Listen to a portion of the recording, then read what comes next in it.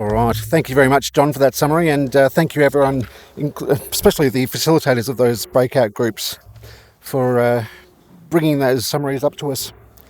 As I said before, the unfortunately the collaborative Centre, Victorian Collaborative Centre for Mental Health and Wellbeing, have had to withdraw from the conference suddenly. So we're going to go from that discussion now to Amanda Wheeler, who's going to come up and introduce the discussion on what is the future for lived experience leadership. We've got a couple of panellists that will be having that discussion, but Amanda's going to lead that through. Thank you very much. I think we're going from down there. Thanks, Dave. Can everyone hear me okay? I think we've got a slide that's going to go up with our discussants. I think it's a great opportunity. We've just had a fabulous wrap up. We've heard from Darren and the Lived Experience Leadership Group. Yes, turning stumbling blocks into stones, shouting loud about needing supervision. I think they're just the start of what we can think about as we move on just for the next little while. We've got 4 fantastic discussants. So we have Camilo Guaqueta, and I'm just going to ask people to introduce themselves. We're going to run this from the floor, so the panel members will just stand up and they're going to speak to us for about 5 minutes, and then we'll open the floor for discussion, questions, want to make points, and then we'll ask the panellists to wrap up at the end for the 1 minute take home. So, sorry, I butted in. We had Camilo, we've got Peter Schmidgen, and we've got Kerry Hawkins and Tim Heffernan. And unfortunately, Carolyn has an apology today, but I think we've got 4 fabulous discussants. So I haven't organised who'd like to go first, but Tim, would you mind going first? Since you've asked me, I can't say no, can I? Well, you could say no, you want to share and you want to go last. Lived experience leadership is not saying no, I think, but it's never saying no. And you end up in a lot of different places. I like it. But, what is the future for lived experience leadership? And I was sort of asked to supply some slides here, and I regret now that I didn't, but we can use our visual and hopefully tactile senses as we move through what I think is the future for lived experience leadership. And I think it's so important, and we had that wonderful feedback from the group that I was part of and listening very intently to. But to me, I often think of we've got this artist from the mid-19th century, I think, who visited from England, Eugene von Gerard, who's did a lot of landscapes of the Illawarra region from where I come from. And one of those is a rainforest scene at American Creek, which is just west of a town it's called Dapto, part of Wollongong, really. And it's a rainforest. And off to the left, though, we have some degradation and a road being built. It's eroded. Off to the right, you have the pristine rainforest, and then some remnant cabbage patch trees off near the road. It's a beautiful. He's an amazing artist. He's done some. You would have seen his work, I'm sure, and. It's an analogy I like to draw, I think, is around this thing called mental health systems, and we've heard of broken systems, we've heard of systems that are designed to work the way they do. But I think, and I always think that lived experience peer workers are central to leadership. It's like climate change. If we keep feeding into our planet carbon dioxide all the time, we're going to end up with a barren world. If we keep feeding in the same workforces without questioning how they're working, the evidence base, the biases and those sorts of things, we're going to keep a system that fails as well. And so peer work and lived experience is the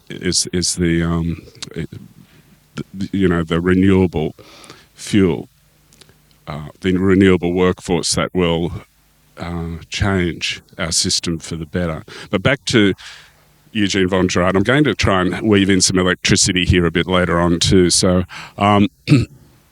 but with leadership, we're all how does a rainforest start? It starts with a bird dropping a seed, or in some places, I think, monkeys deposit them in different manners, seeds of trees that grow and form a canopy. We have emergent trees that sit above the canopy, but I think in all of those places, the trees are connected. And if you've been on social media, you would have seen diagrams of the roots under the tree and how much they resemble our brain and the way it works, and the synapses connecting here, there and everywhere, and giving us intelligence, giving us thought, giving us a soul, giving us a humanity. And lived experience leadership's a lot like all of that. We can grow as a single tree as part of the remnant rainforest, and it looks a bit sad, it's not connected, but we can start to touch each other through the roots under the ground, and we can have this emergent canopy that starts to nurture all of the plants and the animals in the rainforest.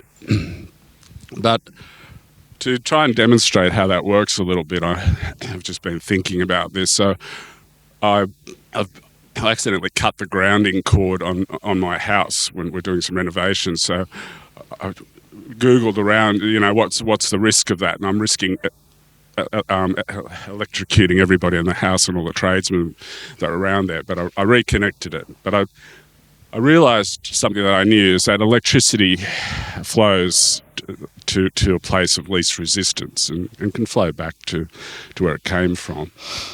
We need to make our systems less resistant to lived experience workforce, and being receptive to that flow. I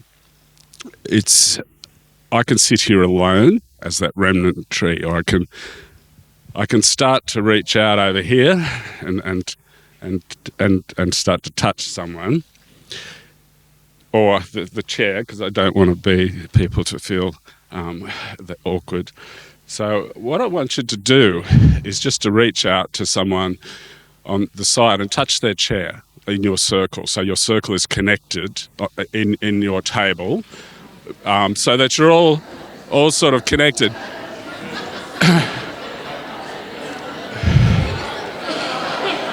Now, you can probably feel a little bit of electricity surging through your room. And Russell's taken this a step forward. We have some early adapters and some innovators here, so Darren too.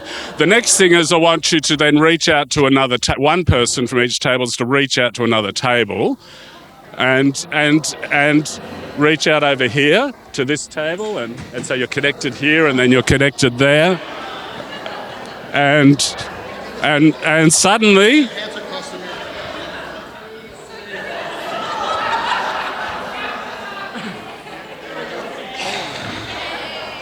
we had a circuit. And leadership is about joining up, collaboration, cooperation, being together. Thank you.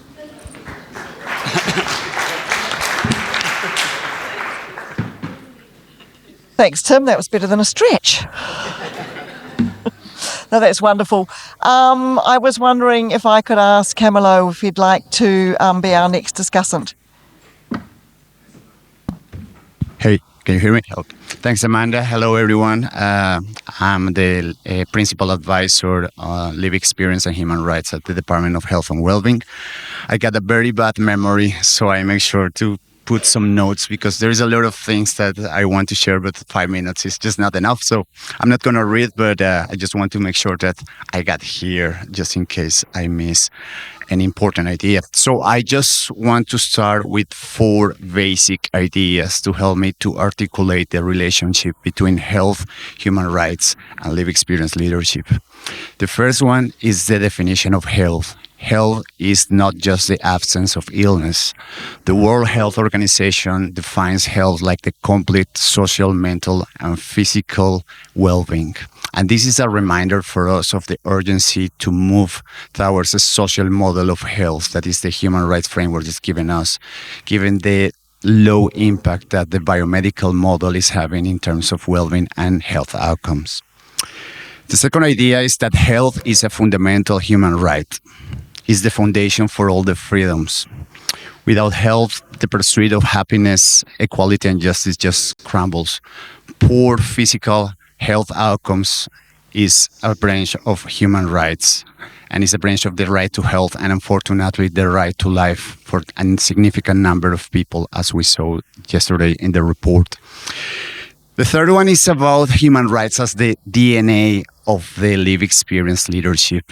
And not only because the consumer movement emerged in the context of the civil rights and social justice fight on the 60s and 70s, which is important part of our identity when we are in a leadership role, but also because human rights helps to transform personal stories and journeys into universal calls for justice and equality, and that's important to use from our leadership roles.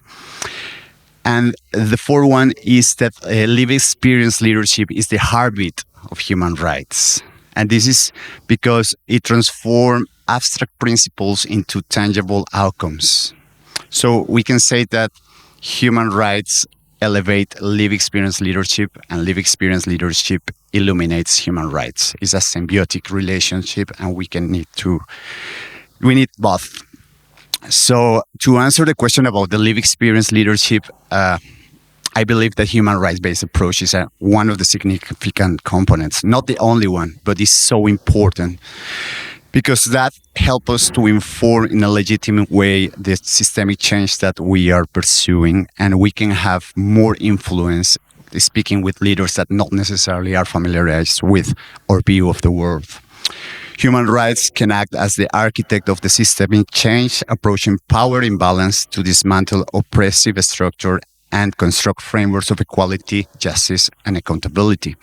And we need to remember that neutrality doesn't mean equality. And this is part of the discussion between formal equality and substantive equality. And that's a little bit technical, but it's important for us to start to feel confidence to manage these elements if we want to persuade and convince decision makers that not necessarily are part of the sector.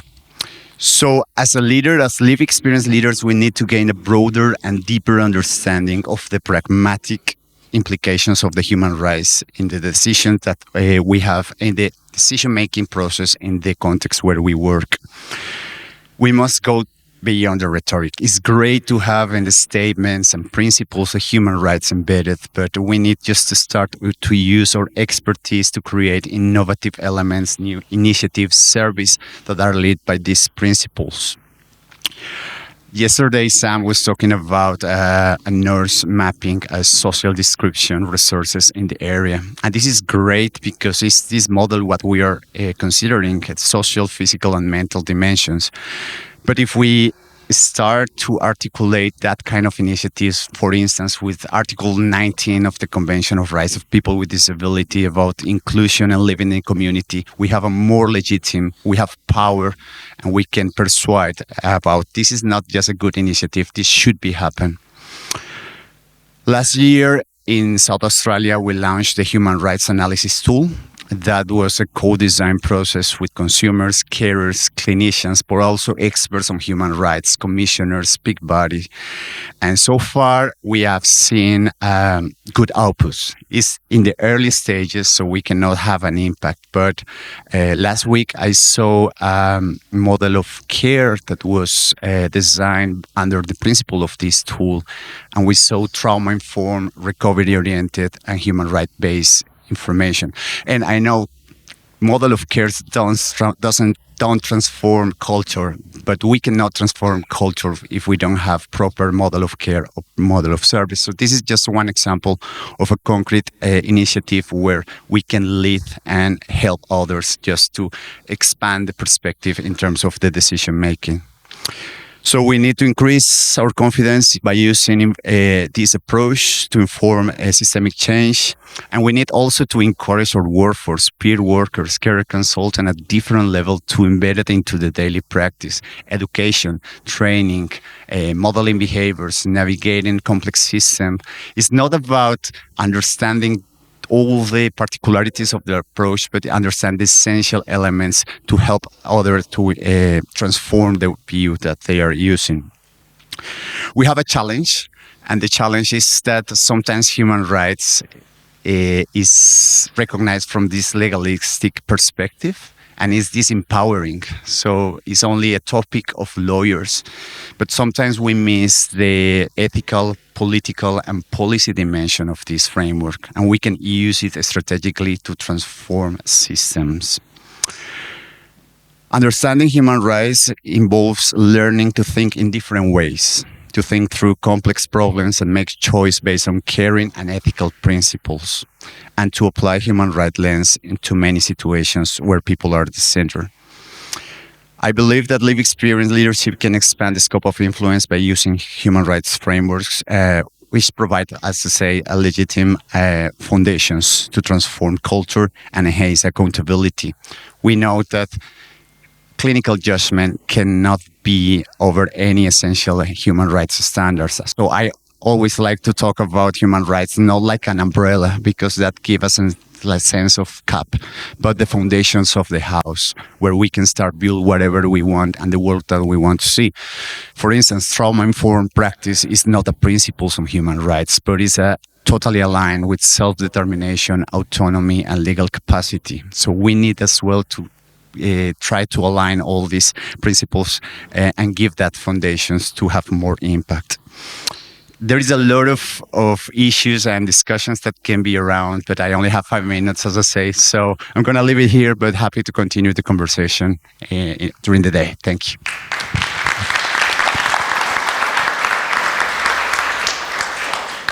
Thanks, Camilo. I think we will continue that discussion very soon, I hope.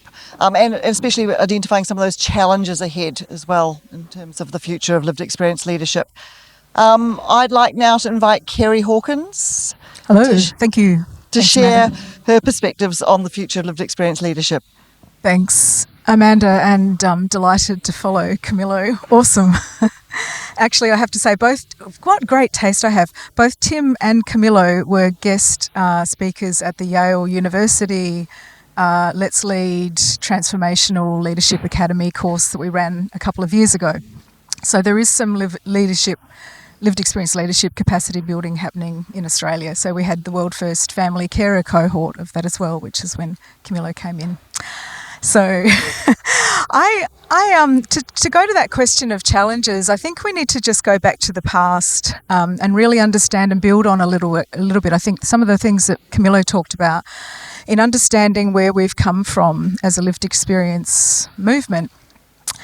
And in digging around a little bit of the history, this really is located in what wasn't called human rights back then, but was called the broader civil rights movement. And so there was the Mental Health Patients Liberation Front, which was very much around resistance and protest at services received. But at the same time, in a growing cohort of people, this is in the 1970s, not only started to protest against the appalling inhumane treatment of services, but also the conceptual epistemological underpinnings of those services and the knowledge constructions of what was called mental illness. And so people like Judy Chamberlain really started to move around understandings of personal recovery, the Hearing Voices movement in the 1980s. Mary O'Hagan as the first and founding chair of the Global Network of Survivors.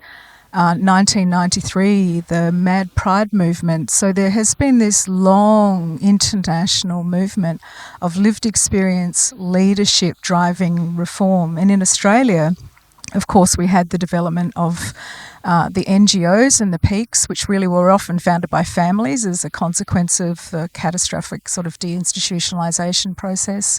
We had VIMIAC start, we had the ARAFMES, the Family Carer Space, and we had the Burdekin Report. So we've had allies along the way.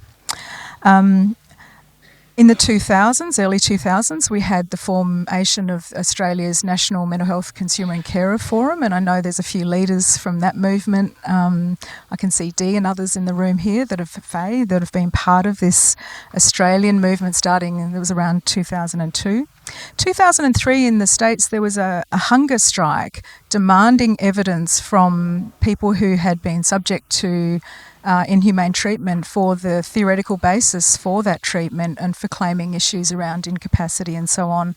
And that movement grew and formed part of the work with Tina Minkowitz around the United Nations CRPD and this concept that we've had evolving around psychosocial disability.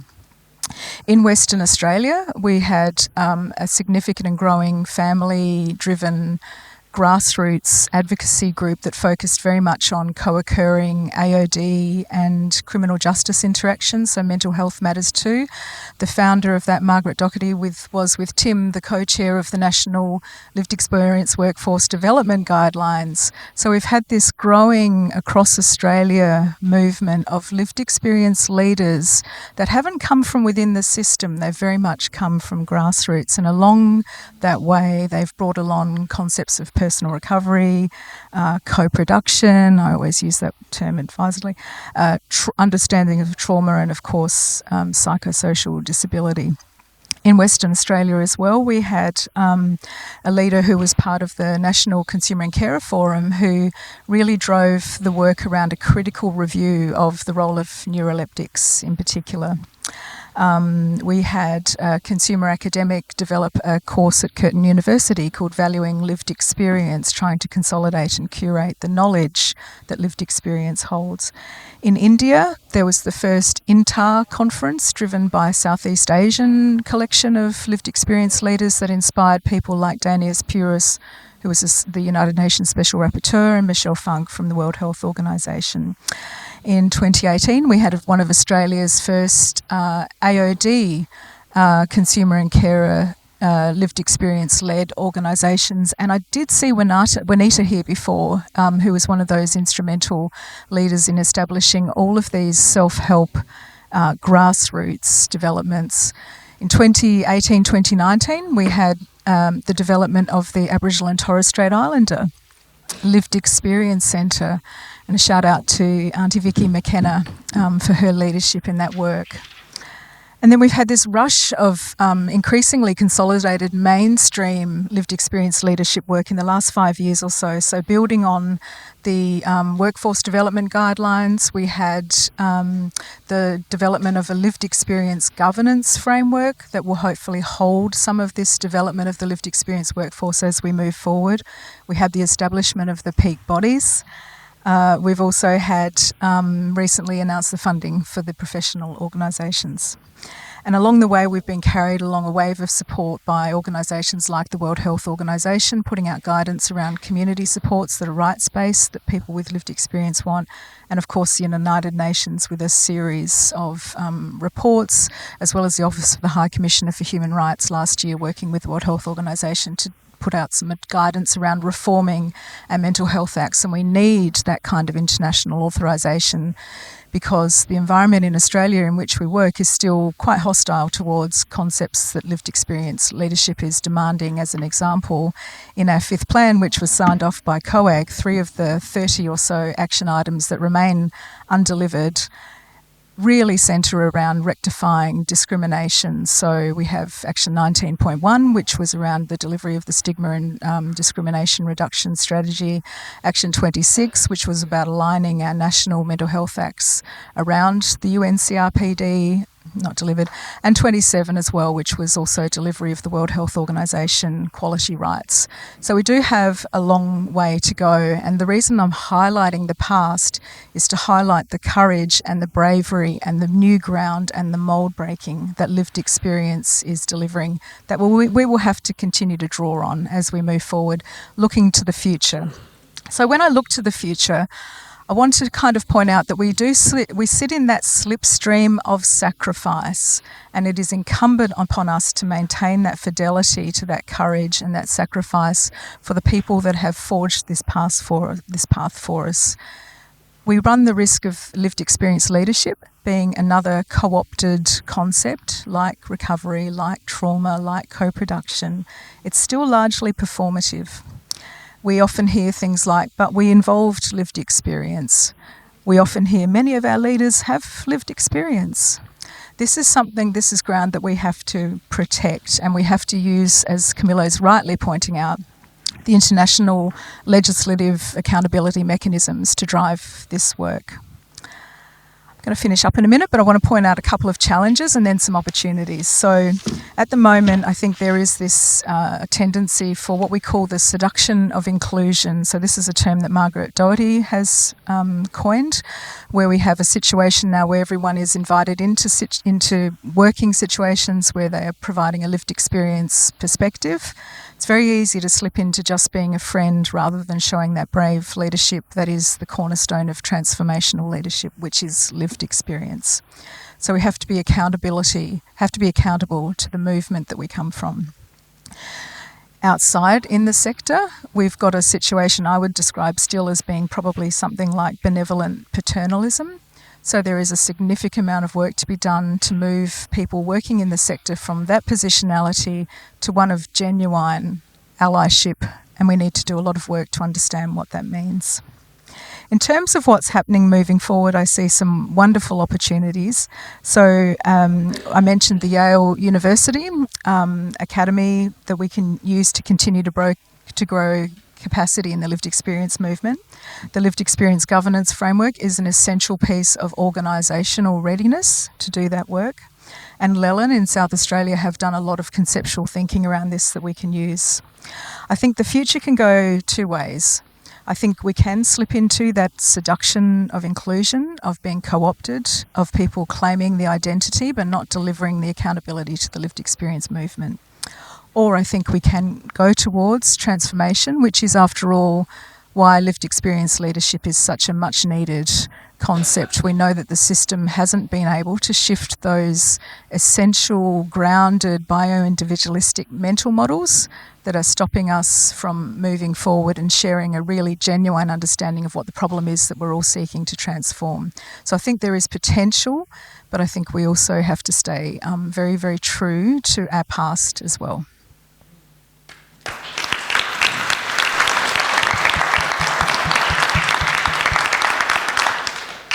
Thanks, Kerry. I think it's nice remembering the champions and how we got to where we are today, and then thinking about the opportunities and the challenges here, but also the opportunities and how we're going to achieve those.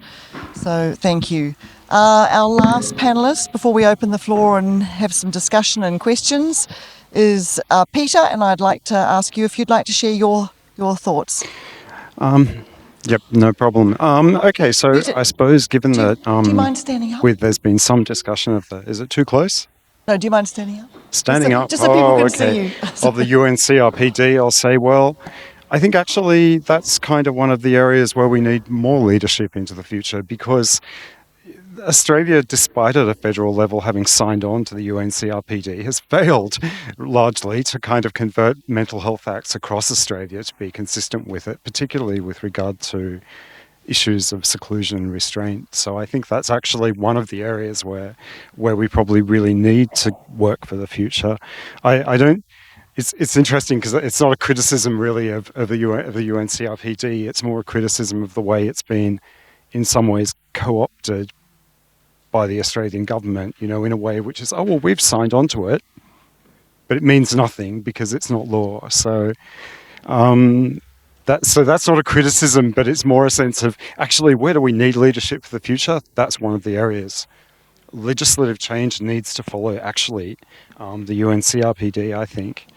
I was thinking, sort of sitting through all sorts of discussions, and people have said so many wonderful, interesting things, that what seems to be the core issue is this failure to see people with lived experience holistically.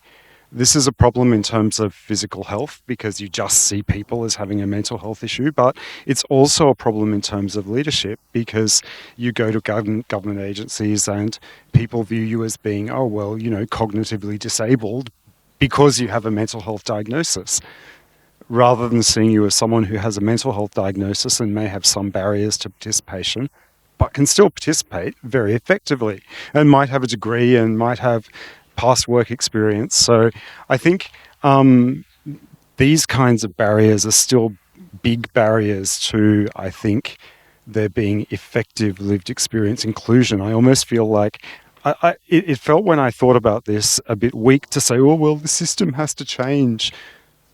But I'm not sure how else to say it, right? Because it's not like we can have a revolution, it feels. Yeah, there seems to be a real need for the system, and by that I mean bureaucracies, but also service providers, to change so that they see people with lived experience holistically. Oh, there's much more. They're a human being. They have whole lives around them. They have other skills. They're not just a person with a mental health issue. And that's at government departments as well. And I think it means more than embracing co-design. It also means, and I'm not the first one to say this here, of course, it also means allowing people to move to senior levels of governance in organizations, and that was something people were discussing in the leadership discussion. And I know some people here have done that, and that's brilliant, but not enough. And there's still a tendency, I think, in terms of leadership for government agencies to feel, oh, well, we'd like to do a co-design, but we don't really want you on our board, because you might not cope. And, so I think that there are those kinds of barriers still to authentic leadership, And I suppose I was also thinking, given the I can only say healthcare crisis that really these statistics represent, I hope that addressing it doesn't become another opportunity for the system to expand its paternalistic approach to people with lived experience, where suddenly you get pushed now not just to take your antipsychotics, but also, to make sure your physical health is okay. And I don't mean that that's not a good thing, but people should be given dignity of risk. They should be allowed to make dumb decisions occasionally as well, just like everyone else. So I kind of think it's important that we remember that moving forward as well in terms of leadership. I suppose I'll chuck in one last thing. I also think probably the system needs to learn how to pay equivalently, pay people, the same money for the same work. And again, that's been raised in other, So that's something that I'm also very conscious of, right? And particularly many of you work in NGOs like I do, and we all struggle really for funds to do the work we do. And we often struggle as well with the sense that we're only being given enough funding to be there because we need to fund the lived experience organisation, but not enough funding to make you a real pain in the butt. So, pardon the language, but that's often a sense I get as well when it comes to leadership, right? There's this sense that, well, look, we really don't want you to kind of have enough resources to cause a real pain for us and talk to the minister all the time, and send people to many, many, many different meetings. We just want to fund you enough to kind of tick the box that you've been funded and it's okay. So, I mean, there are issues in terms of, I think, the way the system approaches lived experience, leadership, inclusion, big issues. And like I said, I hate the fact that sounds somehow really weak, like you're saying, oh, please, sir, would you give me some more? But it's still a problem. It's still a problem. So I suppose, those are a few of my thoughts. And I think the UNCRPD is a brilliant document too, though, by the way. But I do think we need legislative change. I mean, every state has its own mental health act, and none of them have really been reviewed in accordance with the UNCRPD. They have elements that fit with it, but there are many things that don't. So I think actually that's an area where we need massive reform. So thanks for all the work people are doing in that direction. Anyway, that's me.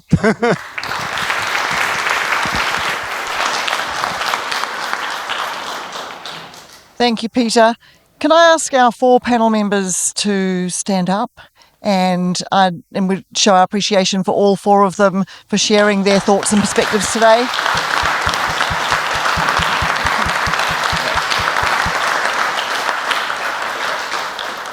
Now it's really open for us. This is our forum to discuss some of the ideas that have been presented today, to ask questions of the panel. Maybe just you want to share your own thoughts about the future of lived experience leadership. But yes, so roving mics. Michael. All right, thank you. So my name is Michael Ilwan. I'm from Perth, and I work as a general manager outreach at a mental health organization called Richmond Wellbeing. One of the programs that I have, and I'm very proud of having, is the Hearing Voices Network in WA. And it was really great to hear Kerry and the other panelists talking today about the where we can make a change for the future of people with lived experience in leadership. From service delivery perspective, what I've been noticing is that when the government starts to ask out to say, well, we have some money and we are willing to fund the service, they just put it out for tendering. And when you look at the request for tendering that they put out there, you can find some criteria there about co-design, co-production, inclusion. I think it has been used a lot as a tick box, and we need to do better than that. And I think I was wondering if there is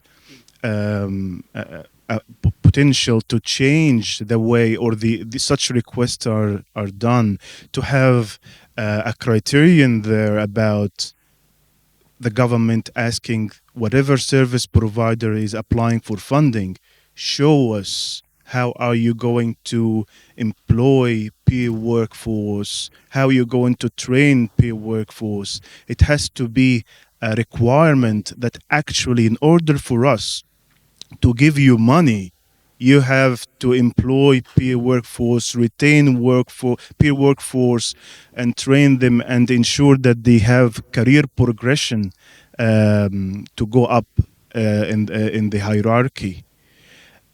Only when we do that, I believe, this is going where the tender become contracts between the funder and the service delivery provider, and they become locked in, so they cannot do anything about it. Because at the moment, it is not a part of the KPIs, it's not part of the requirements, so it's going as the goodwill of the service provider to either do it or not. And the moment you go and talk to a service provider, one of the comments is that we don't have funding for it. So you start going in a circle. My question to the panel is that how can we make such change? Thank you.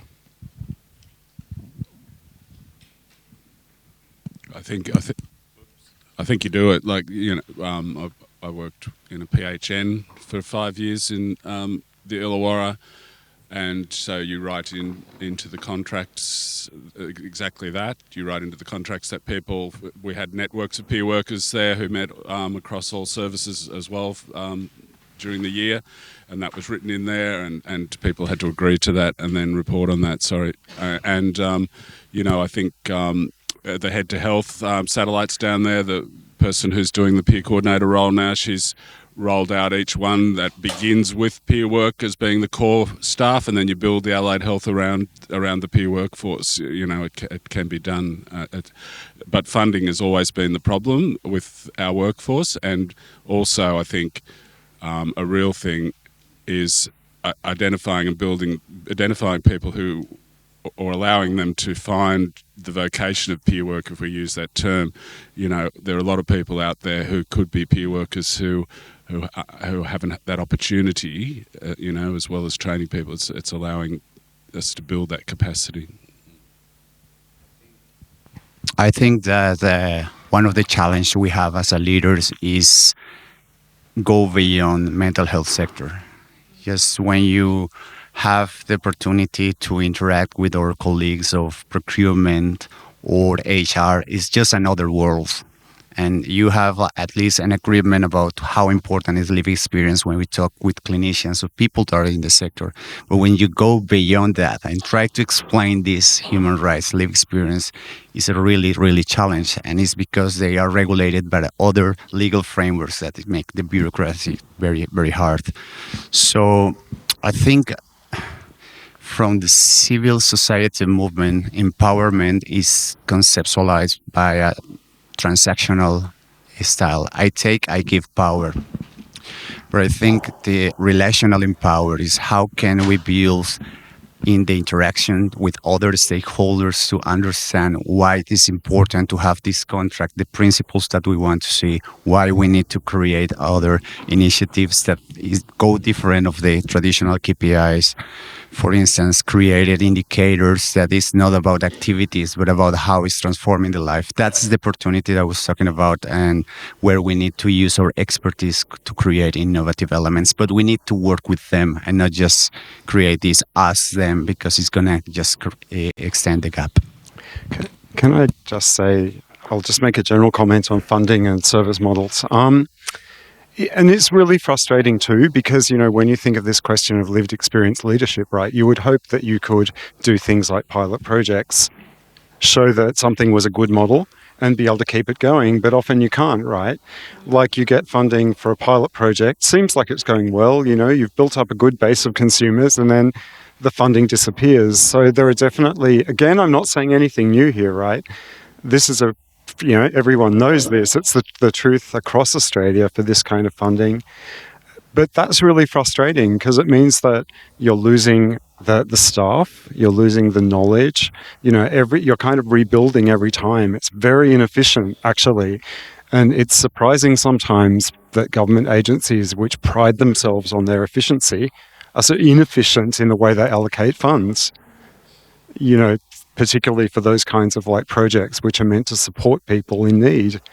So I think that's a real issue as well, and I don't know how to fix that. That's a culture problem in government agencies, I think, and in the way government agencies perceive allocating funds. So, It's also an issue for the consumers because we set them all up and give them, these great programs, and then all of a sudden there's no funding left, there's no sustainability, and they're so disappointed.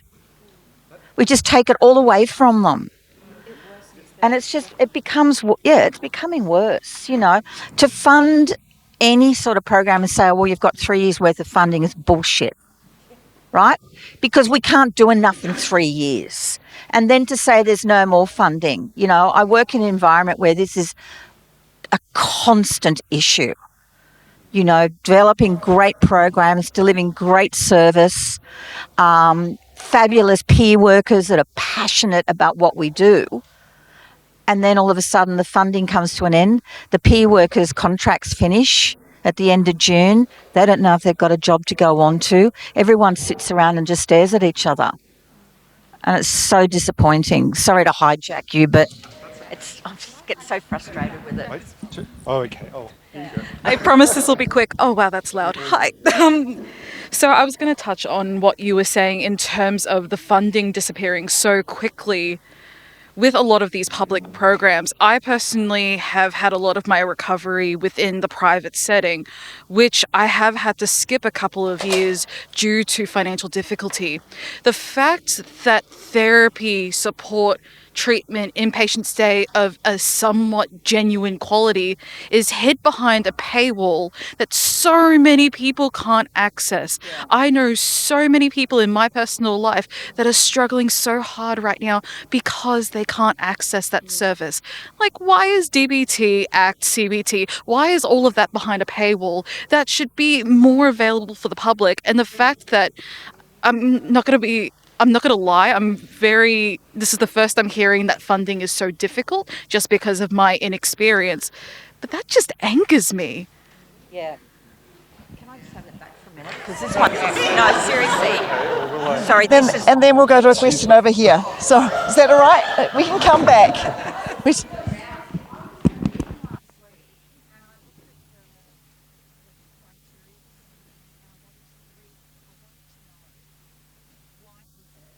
People with mental illness in the justice system don't have access to DBT. They're excluded.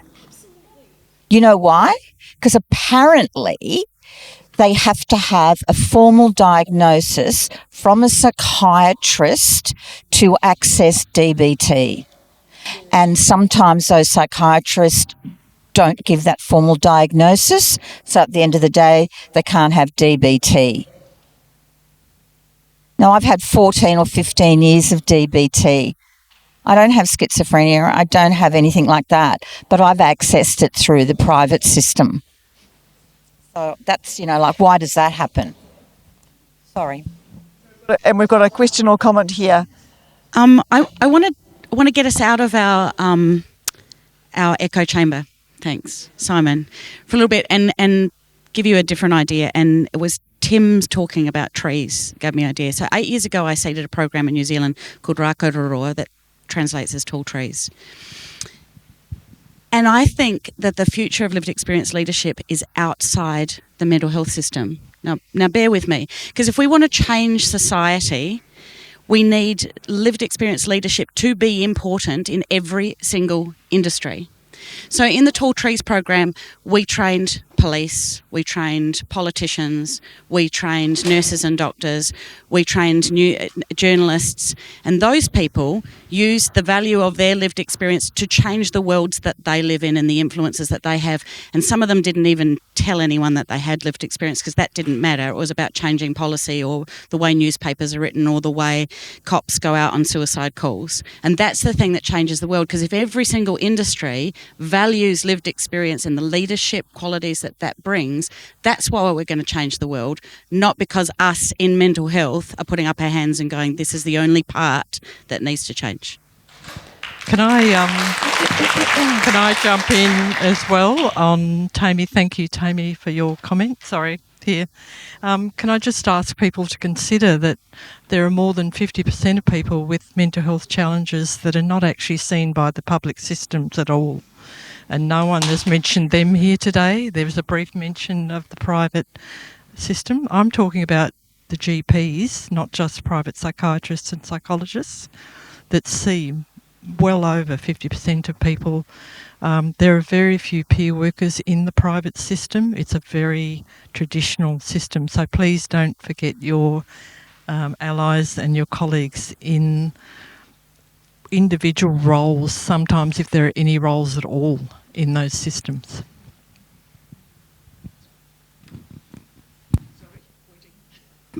I don't know. Oh, yep, it's on, and I can hear myself echoing, which is very weird.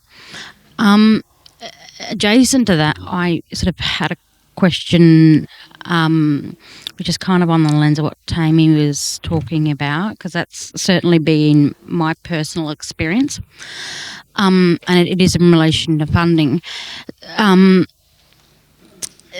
So one of the things that I did, and I've already mentioned it, so I won't go over it, but I strongly recommend it for those who have the capacity, was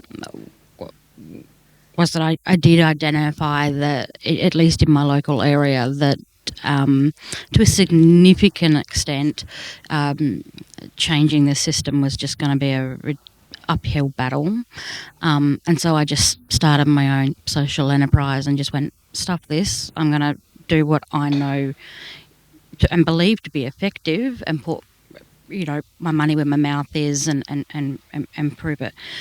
It's not for everybody, but I am very happy to say that my results are proving successful, and it's only in its own little standalone thing, but it's standing outside but still working with and it gives me a little bit more credibility when I go into discussions of rooms where there's an awful lot of power.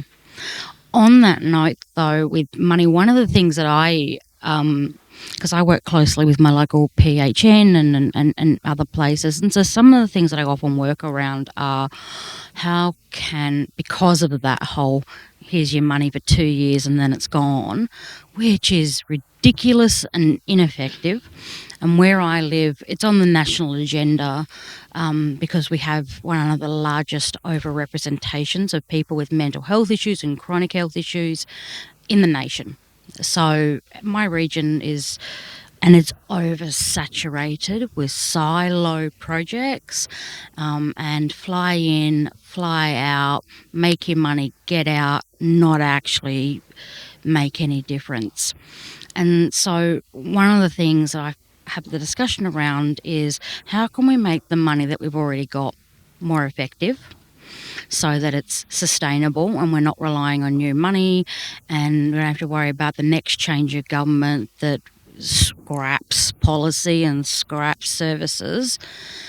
And that can be an uphill battle because sometimes, and there's a lot, especially in the space of biopsychosocial programs, there's a lot of really good peer-reviewed, substantiated programs that are fantastic, and I've recommended them. They'd be cheaper than the existing ones being constantly rolled out by every local charity and government organisation, and people are just so used to what they do, even though I know it's ineffective, even being... But to everyone here is, how do we make sure that the ideas of young people are not just ideas, but they also become reality, and they're not just overshadowed by people in executive position, that we look at young people's ideas as not just small ideas, we look at them as the bigger picture of what's actually happening to our young people, not just in the mental health services, but in different industries as well. So that's my question. Thank you.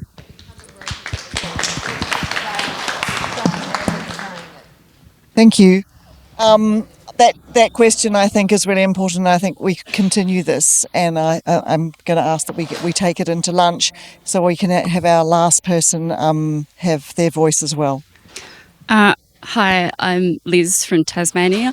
I really agree with what you said before about defining, the lived experience profession, but I just wanted to acknowledge that a lot of the people who are professional advocates with lived experience, a lot of peer workers, are volunteers.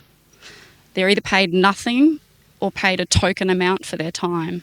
They put their careers in other industries at risk to be lived experience leaders. So I guess, it was a kind of a question for the panel, but how do we improve, I suppose, that experience for the large, proportion of people who are doing this on a volunteer basis in the future?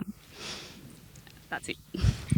Thank you. I was going to ask just the panel to stand up and actually appreciate the panel, but I actually want everyone to stand up, and I think the discussion could go on. The ideas are enormous. The actions need to go forward. So I think we need to appreciate ourselves.